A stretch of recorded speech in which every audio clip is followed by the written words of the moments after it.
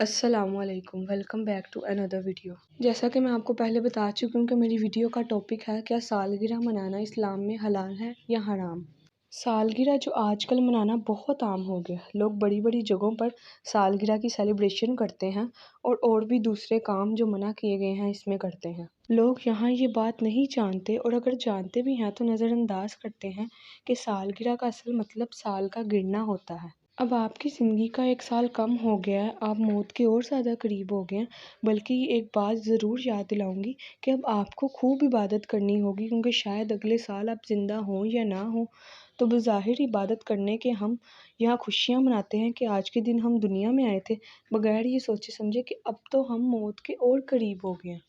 بے شک قرآن یا سنت میں سالگرہ منانے سے واضح طور پر منع نہیں فرمایا گیا۔ اگر سالگرہ منانا ٹھیک نہیں ہے تو اس کی دعوت دینا، اس کی سیلیبریشن کی مبارک باتیں دینا، یہ کس طرح سے جائز ہو سکتا ہے؟ اس طرح سالگرہ کی وجہ سے کسی کو تحفے دینا بھی ٹھیک نہیں، کیونکہ یہ بھی سالگرہ منانے میں آ جائے گا۔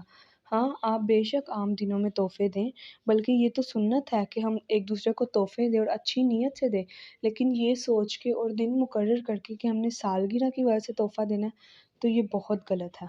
جیسا کہ قرآن مجید میں فرمایا گیا ہے کہ کیا ان لوگوں نے ایسے اللہ کے شریک مقرر کر رکھے ہیں جنہوں نے ایسے احکام دین مقرر کر دیے ہیں جو اللہ کے فرمائے ہوئے نہیں ہیں۔ اس سے تو صاف ظاہر ہوتا ہے کہ اللہ تعالیٰ نے ہمیں خوشیوں کے بھی دن دیے ہیں اور غم کے بھی دن دیے ہیں، تو جو ہم خود خوشیوں کے دن مقرر کر لیتے ہیں یا غم کے دن مقرر کر لیتے ہیں تو اس وجہ سے ہم گنہگار ہوتے ہیں نا۔ اب سوچنے والی بات یہ ہے کہ سالگرہ یہ سیلیبریٹ کرنا سٹارٹ کہاں سے ہوا تھا۔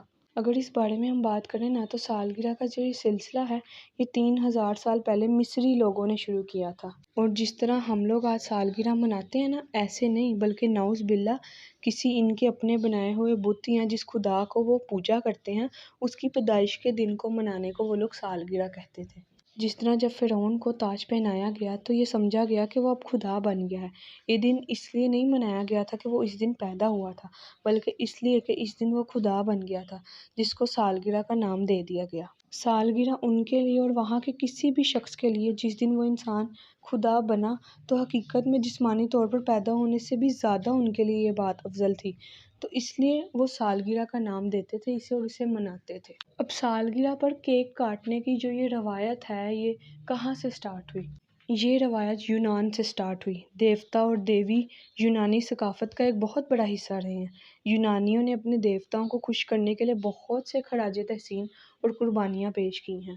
ارتمیس جو ان کے لیے ان کا خدا تھا، اپنے خدا کو خراج تحسین پیش کرنے کے لیے یونانی لوگ چاند کی چمکتی ہوئی چمک اور اپنے خدا کی سمجھی ہوئی خوبصورتی کو دوبارہ بنانے کے لیے روشن موم بتیوں سے مزین چاند کی شکل والا کیک پیش کرتے تھے۔ اس میں موم بتیاں دعائیں بھیجنے کی علامت تھی اور ان کو پھونک مارنا ان کے خدا کو ایک پیغام پہنچانے کا ذریعہ تھا۔ یہ بھی یونانیوں کا خیال تھا کہ ہر ایک کے پاس حفاظتی روح، ڈیمن یا جن ہوتا ہے جو اس کی پیدائش میں شریک ہوتا ہے اور زندگی میں اس کی نگرانی کرتا ہے۔ عبداللہ بن مسعود رضی اللہ عنہ بیان کرتے ہیں کہ رسول اللہ صلی اللہ علیہ وآلہ وسلم نے فرمایا، تم میں سے کوئی ایسا نہیں ہے جس کے ساتھ جنات میں سے کوئی شریک نہ ہو، یعنی ہمارے ساتھ ایک جن ہوتا ہے جو برائی کی طرف دعوت دیتا ہے۔ دوسری بات یہ کہ تب سے آج تک سالگرہ عیسائی بھی مناتے آ رہے ہیں۔ اس سب سے یہی پتہ چلتا ہے کہ مسلمانوں نے نہیں بلکہ غیر مسلموں نے یہ روایت شروع کی تھی، اور پھر آہستہ آہستہ مسلمان اس میں شریک ہوتے گئے۔ اگر آپ لوگ ابھی بھی سالگرہ مناتے ہیں تو میں کچھ آیتیں اور کچھ حدیثیں آپ لوگوں کے سامنے پیش کروں گی۔ جیسا کہ قرآن مجید میں ہے، تم لوگ اس کی اطاعت کرو جو تمہارے رب کی طرف سے آئی ہے، اور اللہ تعالیٰ کو چھوڑ کر من گھڑت سرپرستوں کی فرما برداری مت کرو، تم لوگ بہت ہی کم نصیحت پکڑتے ہو۔ جیسا کہ قرآن کی ایک اور آیت میں ہے، پھر ہم نے آپ کو دین کی ظاہر راہ پر قائم کر دیا، آپ اس پر لگے رہیں اور نادانوں کی خواہشوں کی پیروی میں نہ پڑیں۔ یاد رکھیں کہ یہ لوگ ہرگز اللہ کے سامنے آپ کے کچھ کام نہیں آ سکتے۔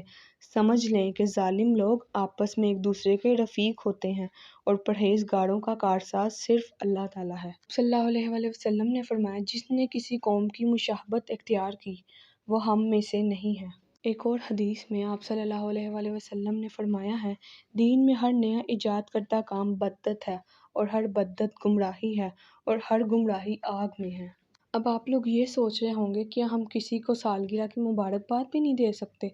آپ بس دعا دے سکتے ہیں لیکن مخصوص سالگرہ کی مبارکباد نہیں دے سکتے۔ تو پھر ہمیں کیا کرنا چاہیے؟ ہم اس روایات میں، اس کلچر میں اتنا گھل کے ہیں کہ ہم ان چیزوں کو ایک دم چھوڑ بھی نہیں پاتے، لیکن ہمیں کیا کرنا چاہیے کہ ہم ان چیزوں سے بچ جائیں؟ ہم آہستہ آہستہ کوشش کر سکتے ہیں۔ آپ اپنی سالگرہ کے دن یا آپ کی پیدائش کے دن اللہ کا ذکر زیادہ سے زیادہ کریں۔ اس دن آپ موت کو یاد رکھیں کہ اب آپ موت کے اور زیادہ قریب ہو گئے۔